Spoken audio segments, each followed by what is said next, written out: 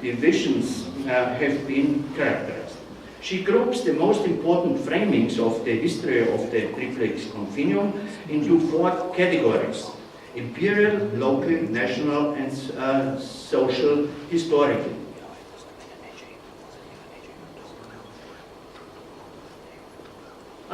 Sorry. Okay.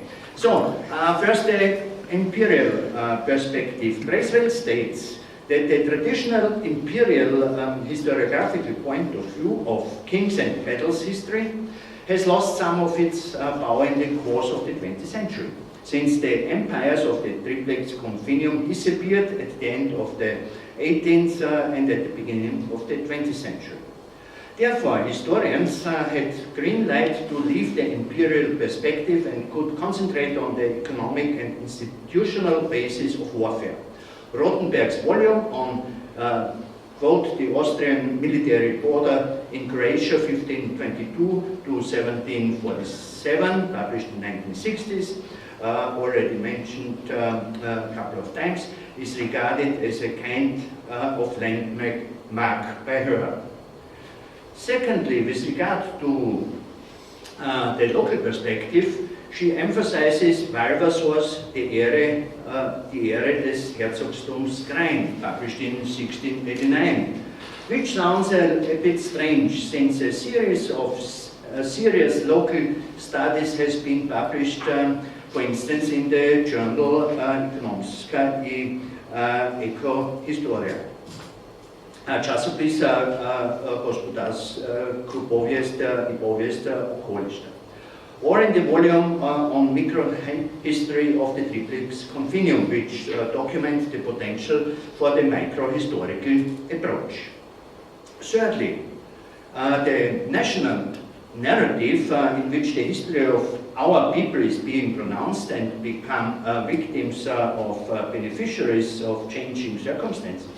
In this regard, Bracewell states that for Austrian, German, or Italian historiography, the triplex continuum still constitutes a periphery, also with crucial consequences for national development.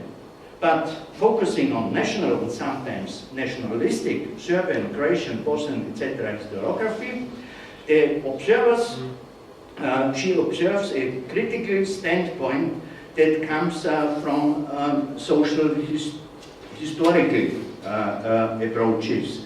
Croatian historiography could look on the military border for evidence of its role as an antemurale Christianitatis and for its century-long struggle against Islam.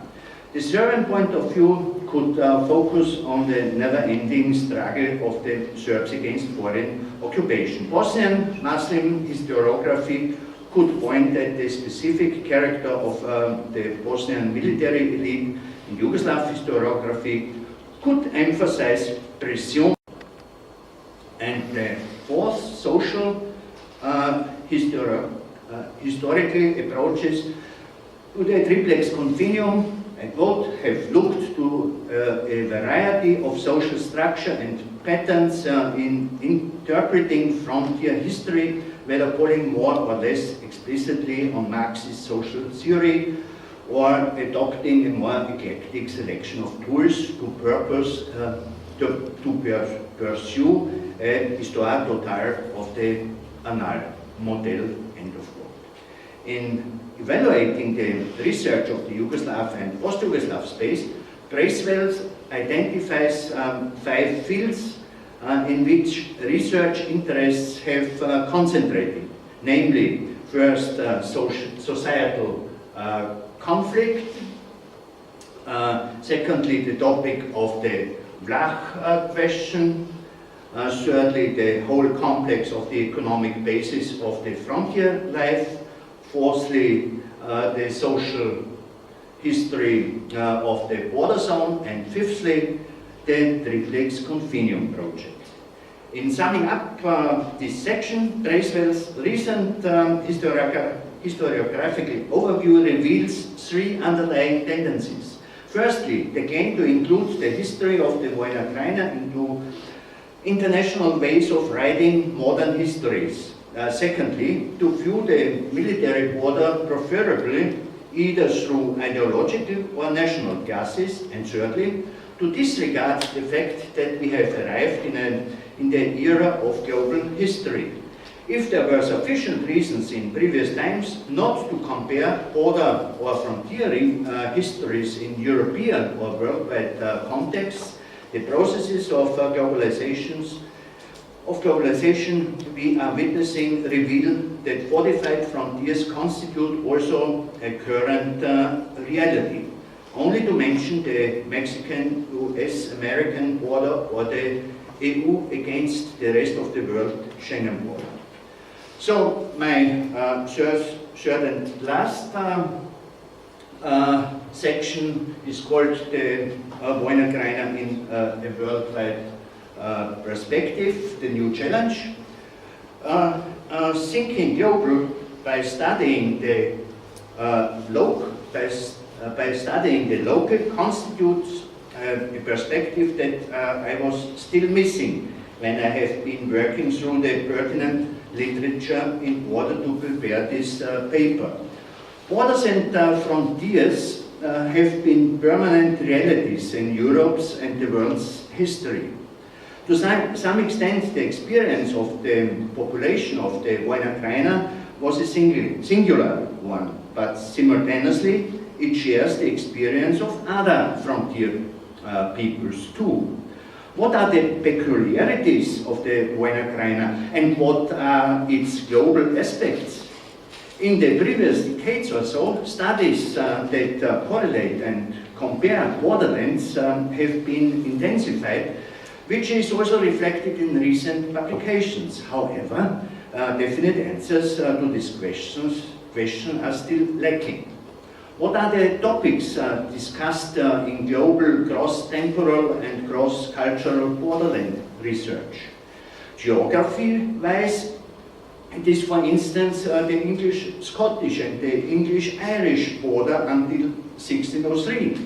The US-American moving western frontier, the frontier between Islam and Christianity in the Iberian Peninsula, China's walled frontier against peoples of the Eurasian steppe, the Byzantine frontiers, the French and Norman frontiers in the Middle Ages, the Mongol Mamluk frontier in northern Syria, the Spanish-French frontier in the Pyrenees, the Lithuano-Prussian forest frontier in the late Middle, early modern age, the Russian Black Sea steppe front, or the Ottoman frontier zones in Anatolia and in the Balkans. What the topics of comparison is concerned, first and foremost, terminological problems are under discussion. The terms border and frontier have different meanings and connotations in different languages and historiographies. A second topic under discussion, but not yet comprehensively and comparatively studied, are various existing concepts of borders and frontiers in early modern times. There exist a lot of studies covering local, regional and microhistorical aspects, but no comprehensive and comparative overview. Thus, for example, a complete understanding of the Ottoman concept of border before it was forced to acknowledge a written demarcation line in 1699 is still missing. In summing up, globalization has become a challenge to area studies, including frontier studies. Vojnokrajiška studies have produced a rich historiography, however mostly confined to their contemporary national territories. Croats study the Habsburg military border in Croatia, Serbs study the border in Serbia, Romanians in Romania, etc. This is not completely satisfying any longer. It is also not sufficient to address new questions to traditional national geographic concepts. It is striking that vojnokrajiška historiography has been relatively silent when it comes to comparative efforts. In the previous decade, international border historiography has been growing together, emphasizing the need of comparative studies. I think, and here this I will end, I think time has matured and enough research has been done that we are in the position to undertake comparative studies in European, Eurasian, as well as in worldwide perspective. Thank you for your kind attention.